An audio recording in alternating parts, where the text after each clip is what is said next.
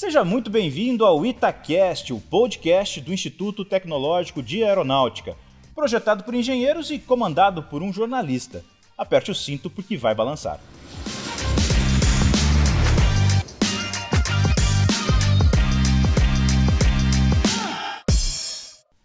Olá, eu sou Rui Gonçalves e estou no comando deste podcast feito para você que quer saber mais sobre uma das mais respeitadas instituições de ensino superior do país. Um projeto que nasceu pensando nos vestibulandos que sonham em estudar no ITA e também para os treineiros e aqueles que nem imaginam que o ITA pode ser sim a sua casa nos próximos anos e fazer parte da história da sua vida. No plano de voo de hoje, o ITA é para você, com Matheus Souza e Matheus Freitas, duas gerações de engenheiros do ITA. Um deles formado em 2003, o outro primeiro ano, 2022. Turma de 2022. Turma de 2022 de ingresso. Você vai se formar na turma de 2026. Certo. Então é dessa forma que os alunos do ITA se identificam. O ano de formatura, não pelo ano de ingresso. Gente, bem-vindos a vocês. Obrigado. E eu vou começar primeiro conversando com o seu bicho, né? seu calouro.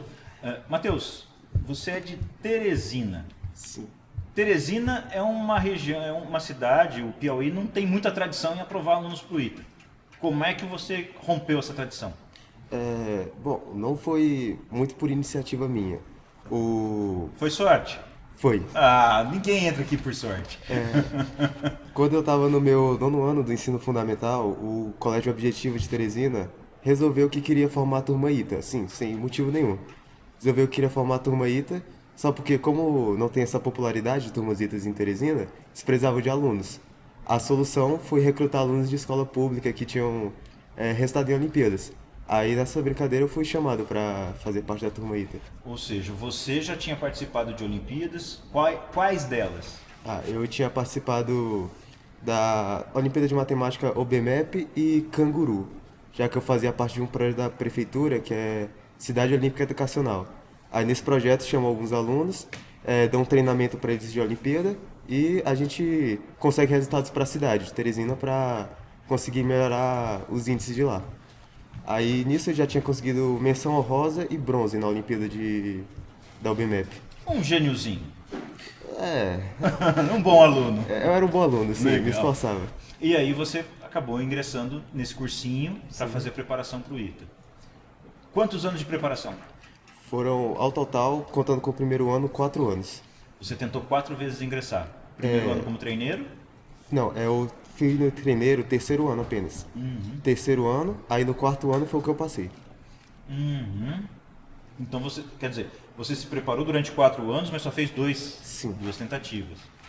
O teu colega ao lado, o teu veterano aqui ao lado, esse deve ter entrado na primeira porque nem cursinho fez, né, Matheus? Não, eu felizmente, né, por sorte, né, fiz cursinho. eu tive ali uma... É difícil não falar em sorte, né, porque a gente nessa idade, acho que a gente não sabe muito bem o que a gente está fazendo, na verdade, né, a gente é levado por uma série de circunstâncias, né, e eu tinha, assim, um ritmo ali de estudo e tudo mais, mas eu acabei conhecendo o ITA já ali no meu primeiro para o segundo ano, né, de ensino médio, né, e ali eu comecei a entender do que se tratava, né, o que era, e me empolguei, né, eu queria engenharia, já tinha isso como orientação vocacional, então eu falei, poxa, vou prestar, né, é o ITA que eu quero em primeiro, como plano A aqui, né.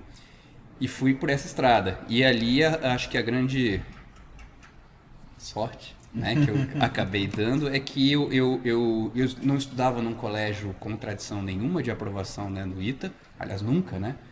Acho que nunca depois de mim, inclusive, aprovaram. Talvez tenha sido o único. Mas, talvez, eu preciso checar essa informação, mas eu acho que sim. Mas era um bom colégio, né? Ele tinha ali, não tinha tradição de aprovação, algumas em federais, né? Também ele tinha aprovação, mas não era um colégio com tradição, foco ITA, IME ou cursos militares, né?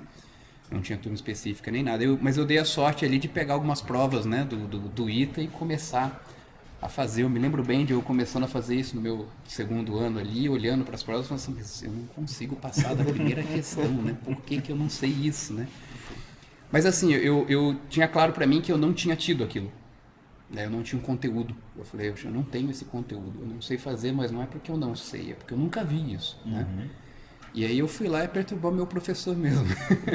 O professor, é isso mesmo? Eu não tive isso ou eu tô realmente... Ou eu né? só não entendi? Eu só não entendi, eu tô com alguma dificuldade no conteúdo que eu já tive, né? Ele falou, não, realmente você não teve, né? E aí ele começou a complementar algumas coisas, né?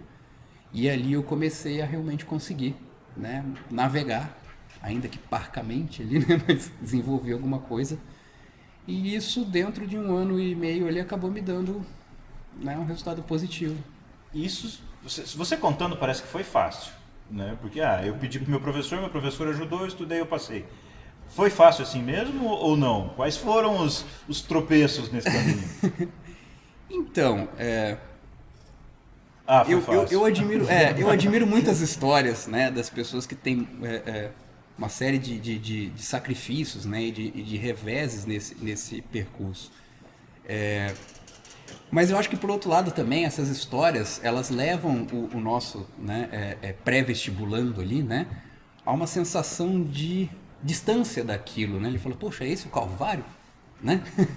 Ele olha para cima, fala, como eu acho que né, a gente estava conversando em outros lugares e eu ouvi, nossa, mas isso não é para mim, né? Então, talvez, eu acho que então, respondendo a sua pergunta, sim, não foi uma facilidade exatamente, mas não posso te contar uma história de extremo sacrifício, né? Mas dedicou horas. Claro, foi empenho. dedicado, né? Então, assim, já tinha um ritmo de estudo, eu sabia que eu queria, né, uma coisa do gênero, mas, assim, é uma coisa que foi de forma natural dentro de um ritmo de estudo, né? Que a gente foi... que eu fui desenvolvendo ali, né, com o auxílio dos meus professores, com o auxílio do meu colégio, né? E, vamos lá, reveses nas situações, tiveram momentos, claro, né, de desconfiança, né? Outros vestibulares que está prestando que não foi tão bem assim, né? Aquela coisa de fazer um outro vestibular, né? E na parte de exatas, né? Não deu certo, isso não consegui aqui, se eu não conseguir lá. aqui, imagina lá, né? Então, eu acho que esses momentos tiveram, sim, né? Mas não são momentos, assim, de resiliência, né? Manter a cabeça erguida e continuar em frente ali. Acho que foi a receita ali de sucesso que eu posso Na tua época não contar. tinha Olimpíadas para você participar? Tinham Olimpíadas. Inclusive tem uma história interessante dessa de Olimpíadas, né? No 2º ano, um professor meu de física, né? A gente não tinha tradição nenhuma no colégio, né, de fazer Olimpíadas de Física. Ele dava aula numa outra cidade, eu sou do interior de São Paulo ali, né? Tinha uma outra cidade maior perto e ele dava aula Qual é a cidade? Colégio, Piracicaba. Ele dava aula ali em Piracicaba, né? E eu sou de Rio Claro, São Paulo, né? A cidade é pequena, né? Ele chegou pra mim e falou assim, olha, tem Olimpíada de Física. Quer escrever? Eu falei, vamos lá, né? Por que não, né? Tava acho que no 1º para o 2º ano, se eu me lembro bem. E eu fiz essa Olimpíada ali com o auxílio dele, né? Que depois foi um dos primeiros professores para quem eu perguntei, né? Olha, professor, eu não sei isso aqui, né? E ali eu consegui um bom 2º lugar. Ganhei na época uma HP, aquela calculadora maravilhosa que hoje não serve nem para nada. Qualquer smartphone faz tudo aqui. Mas na minha época isso era um prêmio, né? Naquela época a calculadora HP era um troféu Exato. valiosíssimo. Exatamente. Então foi esse o prêmio, né? Era uma Olimpíada Estadual, né? Tinha assim, a gente tinha alguns treinamentos ali para a Olimpíada de Matemática, mas a Olimpíada de Matemática eu realmente nunca me senti competente bastante para fazer, essa que é a verdade. Fiz umas aulas preparatórias ali, mas nunca me senti competente bastante. Ou seja, significa que se você fizer uma Olimpíada e não sair tão bem, não significa que você não entra no ITA. Sim. Entendeu? Com certeza. Nada significa que você entre e nada significa que você não entre, a não ser o seu esforço, o seu empenho em fazer essa prova com a seriedade necessária para passar. É isso. Essa é a receita. É isso. Agora, para executar essa receita, você não faz sozinho, apesar de você ser responsável por uma boa parte de tudo isso. Você precisa de professor, você precisa de ambiente, você precisa de família. Como é que você, Matheus, conseguiu reunir essas coisas? A sua competência e força de vontade, junto com a ajuda dos seus professores, junto com o apoio da família. A questão é que o meu cursinho, como ele é bem pequeno, a gente sempre pôde tratar nossos professores e coordenadores como família. Então foi mais isso que me motivou a continuar. Quando eu entrei no ensino médio, era basicamente eu tinha que acordar às 5h30 da manhã, 5h30 para pegar o ônibus para ir para a escola e voltava, saía da escola às 7h, chegava por volta das 9h em casa, por aí. Então, minha vida era basicamente o cursinho. Você tá falando de sair 5h30 da manhã para ir para a escola Sim. e chegar às 7 horas da noite? Não, eu saía do cursinho às 7 horas da noite. Você saía às 7 horas da noite, você passava o dia inteiro no cursinho. Sim. E... Como é que você aguentava? é porque... Tá, a maior parte do tempo é na sala de aula estudando. Aí, tipo, o intervalo do almoço era o momento de ficar com os amigos, conversar, fazer tudo. Depois voltava a estudar e era basicamente isso. Eu nunca pensei que aquilo era ruim ou... Era divertido estudar, sempre foi, principalmente com os amigos em volta. E é sobre isso. Então... Quando um cara como eu faz uma pergunta dessa, como você deve pensar assim, é por isso que não entrou no ITA, né? Não, eu compreendo bastante que realmente o pessoal pensa, passar o dia na escola deve ser maçante. Mas quando você pensa que a escola lá é a sua casa, e a sua casa mesmo é só um lugar para você dormir, comer e depois voltar, tudo fica bem mais natural, tudo fica bem mais simples de fazer. Agora, falando da sua família, família mesmo, pai, mãe, irmãos, tios, as pessoas que estavam próximo de você, como é que elas foram importantes para te dar a base para você fazer esse sacrifício? Porque sim, é um sacrifício físico, intelectual, para você conseguir se desenvolver a ponto de poder fazer esse vestibular e ser aprovado. Como é que elas foram, o quanto elas foram importantes para você? Bom, a questão da minha família, meus tios, meus padrinhos, tudo, minha mãe, principalmente minha mãe, sempre me apoiaram muito, muito mesmo para estudar. O meu pai ele é bem exigente, sabe? Ele sempre foi do tipo, você conseguiu um bronze na Olimpíada não é o suficiente. Piauiense, linha dura. Aí, bom, sempre teve uma pressão muito grande do meu pai e eu sempre tive que tentar transformar isso em incentivo, sabe? E, bom, então nessa parte ajudava bastante. Aí tem um problema que o meu pai, ele bebe muito, ele é alcoólatra, às vezes fica muito agressivo. E, bom, nessa parte sempre foi bem difícil para mim poder estudar, para mim poder me concentrar e tudo mais. Mas, na minha cabeça, eu sempre preferi ignorar essas coisas, sabe? Nem sempre você tinha dentro de casa o ambiente necessário para você poder dedicar pelo tempo que você precisava. Sim. E como é que você resolveu isso? Bom, antes da pandemia, eu passava a maior parte do dia na escola. Então, eu simplesmente fingia que esse problema não existia. Na pandemia, que eu era obrigado a ficar em casa, aí já era bem mais difícil. A minha solução era simplesmente me trancar no meu quarto, ficar com o meu notebook, meus livros e estudar lá. E tipo, só saía pra comer e ir no banheiro, no máximo isso. Mas ainda assim, por exemplo, eu tinha que escutar, o meu pai chegava, gritava com todo mundo, tudo mais, e, bom, colocava o fone, volume no máximo e segue a vida. Ou seja, você precisa ter ainda mais resiliência para poder seguir com o seu objetivo. Sim. Por outro lado, certamente isso também te dava combustível. Eu não Sim. preciso, tem que ir em frente. Bom, quando eu comecei a fazer o cursinho pro ITA, eu admito que eu não sabia nada sobre o ITA. Nada. A única coisa que tinha me falado era oportunidade no futuro, alojamento e comida. Aí na hora que falaram alojamento, pra mim foi o sonho, sabe? Pronto. Se eu fizer uma federal, vou ter que ficar em casa, não vai mudar os problemas, daqui que eu sair de casa vai demorar. Então o ITA é a solução. E pra mim esse foi o principal motivo pra mim estudar ano após ano pra tentar passar no ITA. Aí você foi lá, olhou no mapa e falou assim, deixa eu ver a distância de São José dos Campos para Teresina. Aí você descobriu que era bem longe. Bem longe. Aí foi um estímulo maior ainda pra continuar estudando e chegar aqui. Uhum. E você veio para cá, primeiro ano, como é que foi essa transição? Bom, como eu disse, nunca gostei muito de ficar em casa, então pra mim sempre foi fácil sair de lá. Então tal que mais pro final de 2020 eu pedi pra ir morar no alojamento, então já tinha costume de morar longe de casa e tudo mais. Mas claro, viajar, a primeira vez que eu tava pegando avião, vim pra São Paulo, eu tive que vir sozinho porque as passagens são bem caras, não tinha como pagar. Me perdi em São Paulo. É normal. Faz parte. Mas a partir do momento que eu pisei aqui, eu já sabia que eu estava seguro, eu estava em casa. E é isso, já considero aqui minha casa. então não tem muito problema com isso. Você falou de aqui ser sua casa. Você tinha essa sensação também, Matheus? Quando você estava aqui no H8, no alojamento com seus colegas, você sentia que aqui era a sua casa? Sim, posso dizer que sim. Tive vários colegas, né, que têm, por um tempo já de formado, né, a gente tem contato com turmas antes, turmas depois, né, então são vários colegas, um volume relevante de pessoas que viveram, né, a experiência do ITA.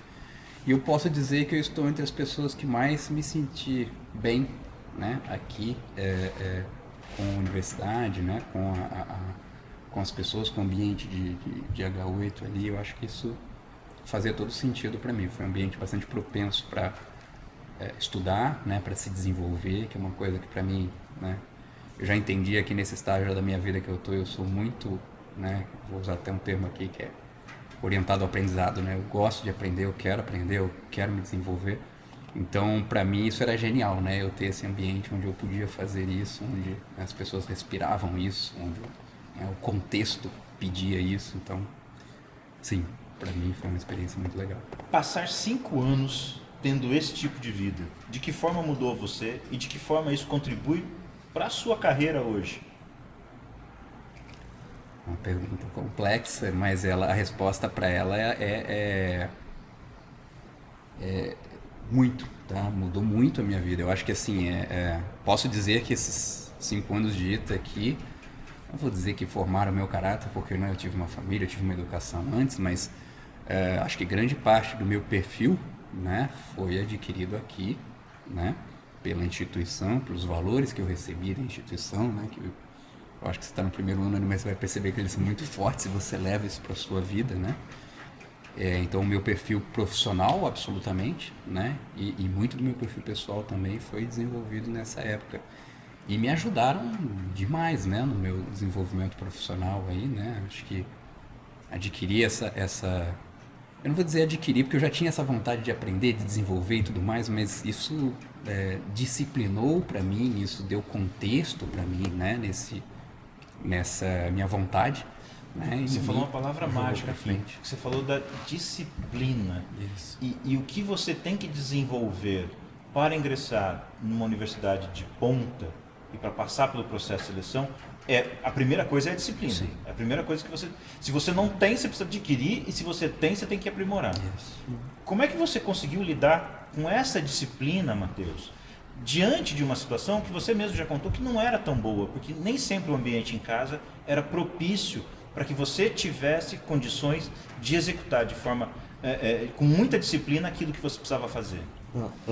Para desenvolver essa disciplina, eu admito que quando eu comecei eu tinha pouca. Eu não sabia estudar tão bem, eu não sabia lidar tão bem com matérias e tudo mais, mas com a ajuda dos professores, a ajuda dos psicólogos da escola e tudo mais, eu consegui desenvolver,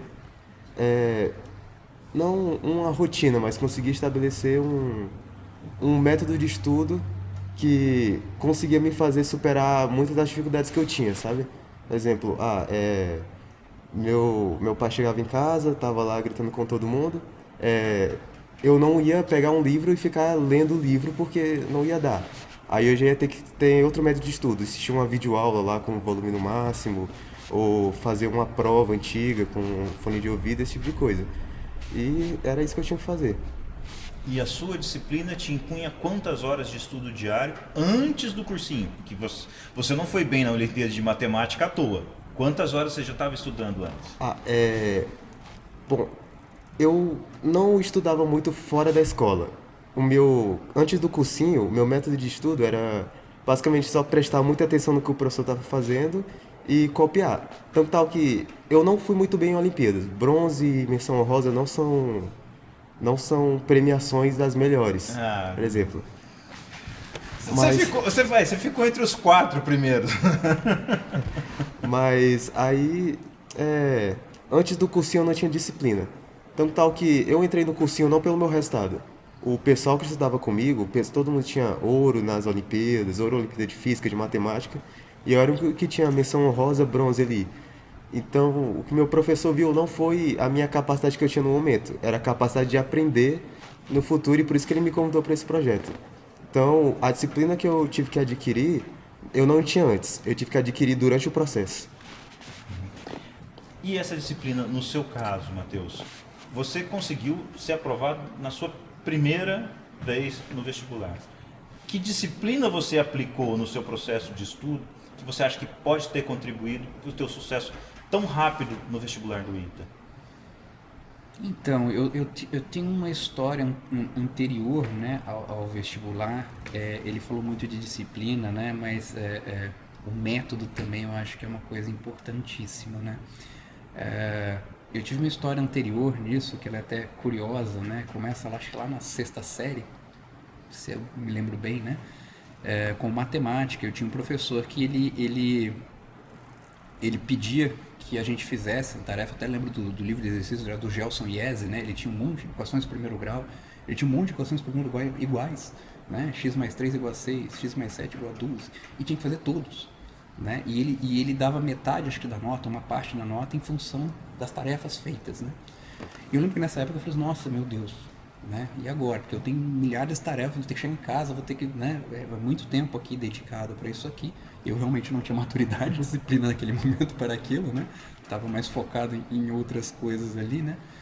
Aí eu falei, bom, então vamos ver, né? Eu vou ter que fazer isso, de qualquer forma. Então, comecei a falar assim, olha, então terminei o de hoje, né? Um belo dia ali, eu falei, bom, terminei o de hoje.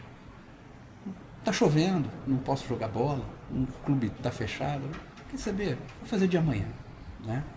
Quer saber? Vou fazer depois de amanhã, porque assim, depois de amanhã eu vou querer jogar bola, não vou poder, né? Porque eu não fiz isso aqui.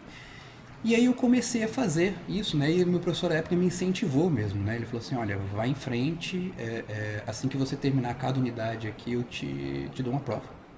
Então ele meio que me destacou ali da turma, né? E ali eu comecei sim a adquirir um método, né? Então que é o eu seu, comecei que funciona com você. Que funciona comigo, mas com auxílio também desse professor, né? Que, pelo amor de Deus, né? Eu desenvolvi na 6ª série um método, é muita pretensão, né? Mas assim, ele me deu todo esse suporte, né? E ali eu acho que, me lembro até o final da 7ª série, meio da 7ª série, eu já tinha terminado todo o livro de matemática até a 8ª série, né? Eu peguei o do ensino médio ali. E até o final da 8ª série já tinha terminado todo o livro de matemática do ensino médio, né? Do IESE mesmo, né? Que era o que ele seguia, né? Então eu tive esse suporte, tive esse método, né? E tive que desenvolver a minha disciplina ali para poder estar sempre, né? Fazendo aquilo. Então, quando eu cheguei ali já, né, a ter informação do ITA, eu já tinha mais ou menos consciência do meu método, né? Do que funcionava para mim.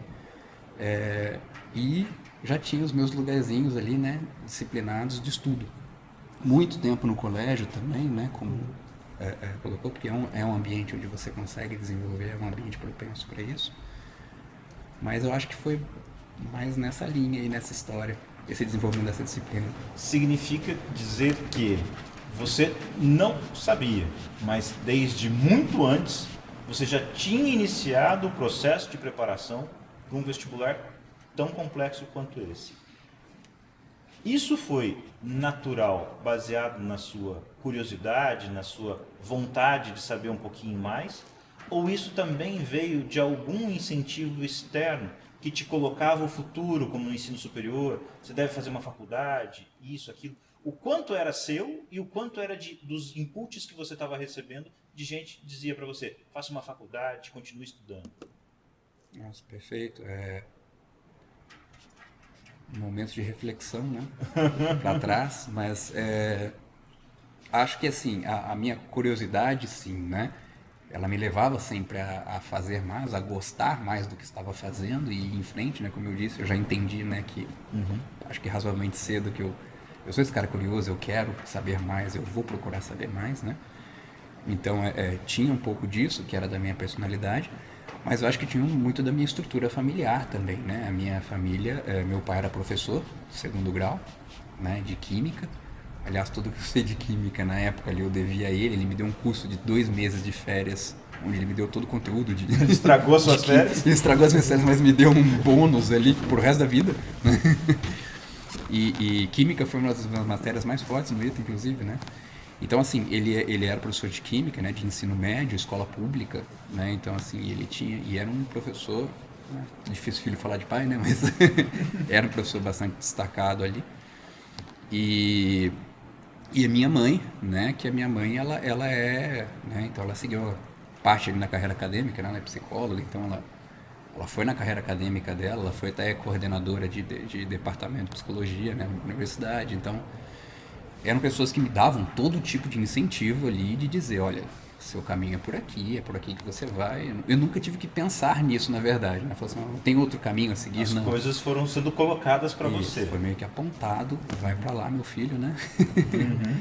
E para lá eu fui. Então acho que teve um balance aí sim, né, de todo o ambiente familiar. Refletindo para trás, acho que eu nunca tive dúvida de que o meu caminho era esse, né, de fazer um colégio, prestar uma universidade, né, e seguir por ali. Não tinha dúvida disso não, em termos de família, né? E eu acho que no momento onde essa curiosidade começou a aflorar, né, junto com outros conceitos ainda imaturos naquele momento ali, né, que era ter tempo para fazer outras atividades. Mas eu acho que isso, é por isso que eu digo, não tem muito, é meio sorte, porque, né, a coisa veio quando eu já estava relativamente encaminhado, né? Então, conheci o ITA naquele momento. Falei, poxa. Então, E você, Matheus, quando é que você começou a pensar no ensino superior? Quando você estava lá participando das Olimpíadas, você já pensava no ensino superior ou não tinha nada disso no teu horizonte? Não tinha nada disso no meu horizonte. Quando eu tava no fundamental, eu pensava no futuro só como, eu quero trabalhar, quero ser inventor quando crescer. Eu achava que existia essa profissão. Aí depois eu assistia esses filmes, Interestelar, por exemplo, eu quero ser astronauta agora. Você assistiu Interestelar com que idade? Quando lançou, em 2014, eu tinha 11 anos. Você já entendeu esse filme? Eu reassisti várias vezes quando lançou. Precisa penar para assistir aquele Sim. filme, né? Você precisa ler uns 3, 4 livros, voltar e assistir o filme. Legal. E quando lançou o filme, eu li o livro A Ciência por Trás de Interestelar. Não entendi nada, mas eu achava bonitas as figuras.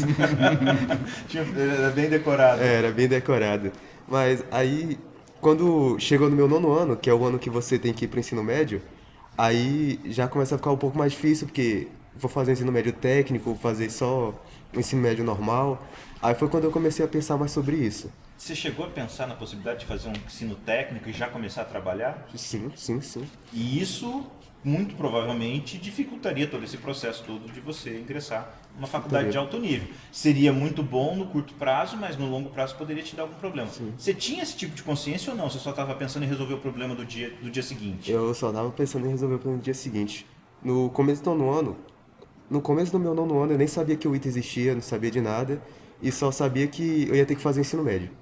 Então, daí eu comecei a ver, poxa, minha irmã, ela tá no ensino médio, ela tá fazendo, ela tá trabalhando como caixa ali, como menor aprendiz. Já meu irmão, ele tá na universidade fazendo engenharia. Aí eu, poxa, então eu acho que meu futuro eu vou tentar fazer engenharia mecânica na Universidade Federal, mexer com carro, né, esse tipo de coisa. E pro ensino médio, eu acho que eu vou tentar o IF, o Instituto Federal, o IFP do Piauí, no caso. Aí foi quando eu comecei a me preparar para fazer o vestibular do IFE. E, bom, meu futuro ali estava só nisso, fazer o IF, fazer um técnico em mecânica e vou trabalhar em algum lugar para ganhar dinheiro. Só porque no final do ano, por sorte, aí eu consegui essa bolsa de estudos no Objetivo e daí mudou todo o meu patamar, toda a minha perspectiva de futuro. E com o passar do tempo eu fui entendendo mais. Quando chegou ano passado foi que finalmente eu já estava com o plano que eu quero traçado aqui já mais ou menos definido. E aí você passou no ITA na sua segunda tentativa, Sim. no segundo vestibular, foi o primeiro para valer. Não, foi minha segunda tentativa para valer. A segunda tentativa para valer. Sim. E aí aqui você faz engenharia, tá optando por qual engenharia? Engenharia aeroespacial. Aeroespacial. Deixei do sonho de construir carro, agora eu quero construir foguete. Diferença mínima. Mínima. Dependendo do carro, até que é um foguete, né? Mas são muito poucos, né? E você, Matheus, você fez qual engenharia aqui? eu fiz mecânica aeronáutica. Mecânica aeronáutica. E você está trabalhando exatamente no que hoje? Você optou pela carreira militar. Isso, E exatamente. dentro da carreira militar, onde é que você foi parar? Pois é, né? É difícil porque eu tenho uma carreira meio longa aqui, né? Já tem 20 anos aí de formado, né? Então, agora, nesse momento, eu estou fazendo curso aqui de nosso curso de armamento aéreo, né? Você voltou Aqui, para o ITA, eu voltei para o ITA, mestrado. Isso, para encaminhar aí a pós-graduação, né? Continuar aí o meu objetivo inicial lá de trás, né?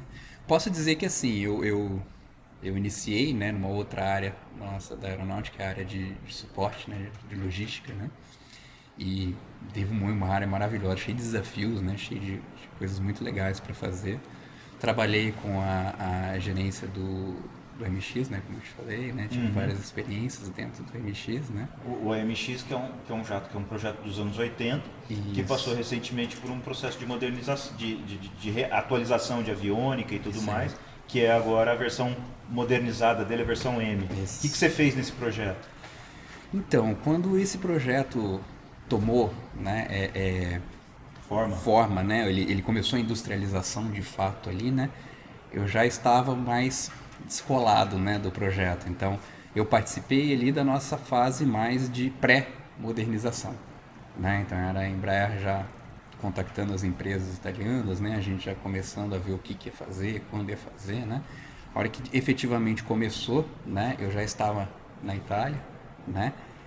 Já estava mais focado ali na parte de motor, né, de suporte, porque era a parte que naquele momento estava ameaçando ali a nossa modernização, né, então eu estava bastante concentrado nisso, claro, tratando da parte de avião, mas do avião, né, ainda pré-modernizado, porque o avião modernizado não existia, estava em curso. E aí quando eu voltei, né, dessa missão, eu fui chefe de engenharia, né, que foi acho que uma das experiências mais legais aí da carreira, né, onde trabalhei com muita gente ali do ITA, né, os nossos engenheiros, né, chegamos a ser 23 engenheiros ali, né, na engenharia, e uma experiência muito legal, né.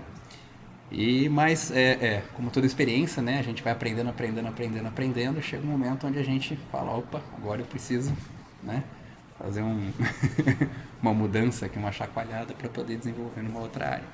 E aí foi aí que eu vim para cá. Veio para cá para fazer o seu mestrado. Isso. E está em que fase do mestrado? Então no meio ainda do curso aqui, né, ainda tem um tempinho aí para poder desenvolver. E aí, você, Matheus, vendo um exemplo do que acontece 20 anos depois que sai daqui, o que você almeja? Pensando na engenharia aeroespacial e pensando em qualquer outra possibilidade que o ITA possa te oferecer. Quais são os caminhos que você gostaria de seguir a partir daqui? Bom, os caminhos que eu gostaria de seguir, que eu já estou trilhando a partir de agora, é poder trabalhar em expandir o mercado aeroespacial brasileiro. Porque, por exemplo, os foguetes que são usados no Brasil, o VSL e tem os sondas, são modelos bem antigos. Eu quero trabalhar também para criar algo novo, criar algo mais alinhado com o que o mercado aeroespacial de hoje em dia está usando. Nessa corrida espacial que está tendo agora, para o turismo espacial e tudo mais, e é isso que eu almejo para o futuro. Poder trabalhar nesse setor. Agora, especificamente, qual parte do foguete trabalhar é algo que eu ainda tô descobrindo nas iniciativas do ITA e esse tipo de coisa.